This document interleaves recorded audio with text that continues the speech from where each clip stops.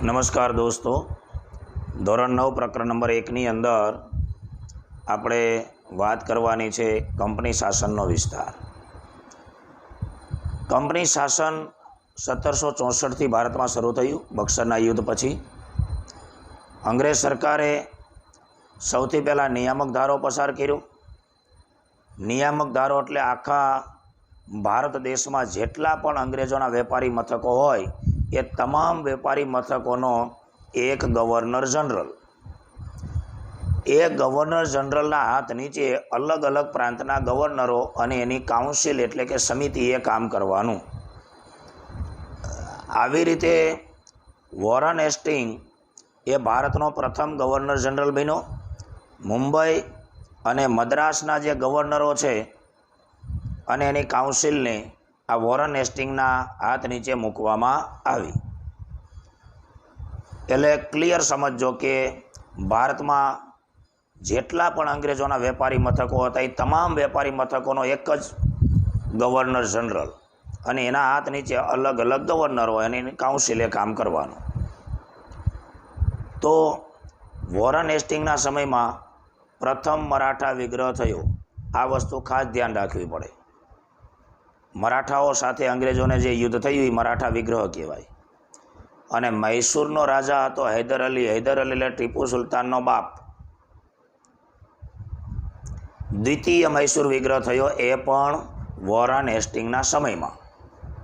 એટલે હૈદર અલી સાથે અંગ્રેજોને બીજી લડાઈ થઈ, એને કહેવાય છે દ્વિતીય મૈસૂર વિગ્રહ। હવે હૈદર અલી પણ ખૂબ શક્તિશાળી નવાબ હતો, મરાઠાઓ પણ ખૂબ શક્તિશાળી હતા। એની સામે લડવામાં ઈસ્ટ ઇન્ડિયા કંપનીને ખૂબ મોટા પાયે નુકસાન થયું, કંપનીની મુશ્કેલીઓ વધી। તો વોરન હેસ્ટિંગને હટાવી અને ત્યાર પછી ગવર્નર જનરલ તરીકે આવ્યો કોર્નવોલિસ। એના સમયમાં મૈસૂરના વાઘ તરીકે જાણીતો ટીપુ સુલતાન એ ત્રીજો મૈસૂર વિગ્રહ થયો। એટલે કોના સમયમાં કઈ લડાઈ થઈ છે એ ખાસ ધ્યાન રાખવું પડે। વોરન હેસ્ટિંગના સમયમાં દ્વિતીય મૈસૂર વિગ્રહ, પછી કોર્નવોલિસ આવ્યો, કોર્નવોલિસના સમયમાં ટીપુ સુલતાન સાથે ત્રીજો મૈસૂર વિગ્રહ। હવે અહીંયા અંગ્રેજોએ કપટ નીતિ અપનાવી, દગો। ટીપુ સુલતાનને હરાવવા માટે મરાઠા અને નિઝામની મદદ લીધી। હૈદરાબાદનો નિઝામ અને મહારાષ્ટ્રના મરાઠાઓ એ બંનેની મદદ લઈ અને ટીપુ સુલતાન સામે આક્રમણ કર્યું, એટલે ટીપુ સુલતાનની હાર થઈ। આ ભારતના ઇતિહાસની કમજોરી છે અને આપણા જ લોકોએ અંગ્રેજોને મદદ કરી એટલે અંગ્રેજો ભારતમાં ફાવી ગયા, એનું આ જીવતું જાગતું ઉદાહરણ છે। હવે ત્યાર પછી કોર્નવોલિસ પછી સર જ્હોન શોર એ ભારતનો ગવર્નર જનરલ બન્યો। એટલે કોના પછી કોણ આવ્યું એ પણ તમારે એક લિસ્ટ બનાવવું પડે। સર જ્હોન શોરે તટસ્થતાની નીતિ અપનાવી અને એને કારણે અંગ્રેજોની પ્રતિષ્ઠા થોડી થોડી ઘટવા લાગી। મરાઠાઓ છે વધારે શક્તિશાળી બન્યા। તટસ્થ નીતિ એટલે મરાઠાઓ હોય કે નિઝામ હોય એની આંતરિક બાબતમાં કોઈ દખલગીરી કરવી નહીં, તટસ્થ રહેવાનું। એટલે મરાઠાઓ ધીમે ધીમે વધારે શક્તિશાળી બનવા લાગ્યા। તો સર જ્હોન શોર પછી ગવર્નર જનરલ વેલેસ્લી આવ્યો। વેલેસ્લીએ સહાયકારી યોજના અમલમાં મૂકી અને સહાયકારી યોજનાની અંદર એણે વગર યુદ્ધે કંપનીના શાસનમાં જબરદસ્ત વધારો કરી દીધો, કંપનીના સામ્રાજ્યમાં જબરદસ્ત વધારો કરી દીધો। હવે આ સહાયકારી યોજનાની શરતો એ પરીક્ષા માટે ખૂબ અગત્યનો પ્રશ્ન કહેવાય। એને જરાક આપણે સમજી લઈએ કે સહાયકારી યોજનાની અંદર શરતો કઈ કઈ હતી। તો કે ભાઈ, કંપની જે તાલીમ પામેલું સૈન્ય યોજના સ્વીકારનાર રાજાને આપશે અને એ સૈન્ય રાજ્યના આંતરિક અને બાહ્ય આક્રમણમાં રાજાનું રક્ષણ કરશે। મતલબ કે જે રાજા આ સહાયકારી યોજના સ્વીકારે એણે પોતાનું લશ્કર રાખવાનું નથી, એ રાજાનું રક્ષણ અંગ્રેજોનું લશ્કર કરશે. એ રાજા ઉપર કોઈ પણ પડોશી રાજા આક્રમણ કરે એટલો અંગ્રેજો રક્ષણ કરે. મતલબ રાજાએ લડવા જવાનું નથી. તો જે રાજા માનો કે અવધનો નવાબ સહાયકારી યોજના સ્વીકારે અને પછી અવધના નવાબ ઉપર કોઈ આક્રમણ કરે તો અવધના નવાબે લડવા જવાનું નથી, લડવા જવાનું છે ઈસ્ટ ઇન્ડિયા કંપનીના લશ્કરને.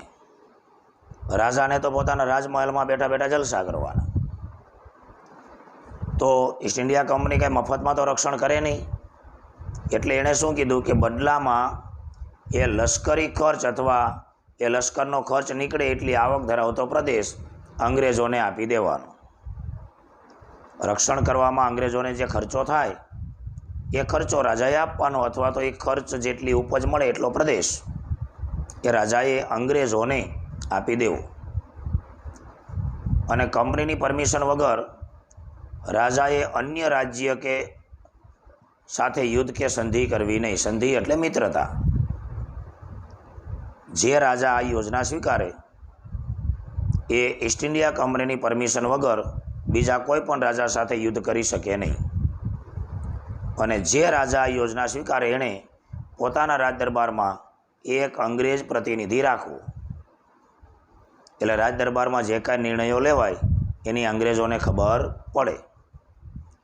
અને જે રાજા આ યોજના સ્વીકારે એણે પોતાના રાજ્યમાં અંગ્રેજો સિવાય બીજા કોઈને નોકરી આપવી નહીં. આ હતી સહાયકારી યોજના. આ યોજના છે એક મીઠા ઝેર જેવી હતી. આ યોજનાનો અમલ કરી વેલેસ્લીએ ઘણા બધા પ્રદેશો ઈસ્ટ ઇન્ડિયા કંપનીમાં જોડી દીધા. કારણ કે રાજાઓ છે ભોગવિલાસીને આળસુ બની ગયા. રાજા મહારાજાઓ બધા વિચારવા લાગ્યા કે ભાઈ આમાં આપણે તો કાંઈ લડવા જવાનું નથી, આપણું લશ્કર તો અંગ્રેજો કરશે, આપણે એને માત્ર ધન આપી દેવાનું છે. એટલે રાજા મહારાજાઓ છે ભોગવિલાસી બની ગયા, આળસુ ને બેદરકાર બની ગયા. એટલે કંપનીના સામ્રાજ્યમાં ઘણો બધો વધારો થયો.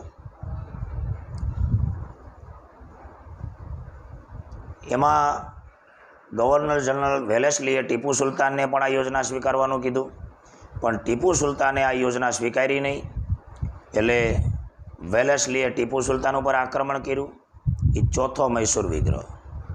એમાં ટીપુ સુલતાન સિંહ અંગ્રેજો સામે લડતા લડતા મૃત્યુ પામ્યો અને એના પુત્રોને પણ અંગ્રેજોએ મારી નાખ્યા. આ રીતની હતી વેલેસ્લીની સહાયકારી યોજના. આગળની વાત નેક્સ્ટ વિડીયોમાં કરશું. તેજ ડિજિટલ એજ્યુકેશન શેર, લાઇક ને સબસ્ક્રાઈબ કરો. નમસ્કાર.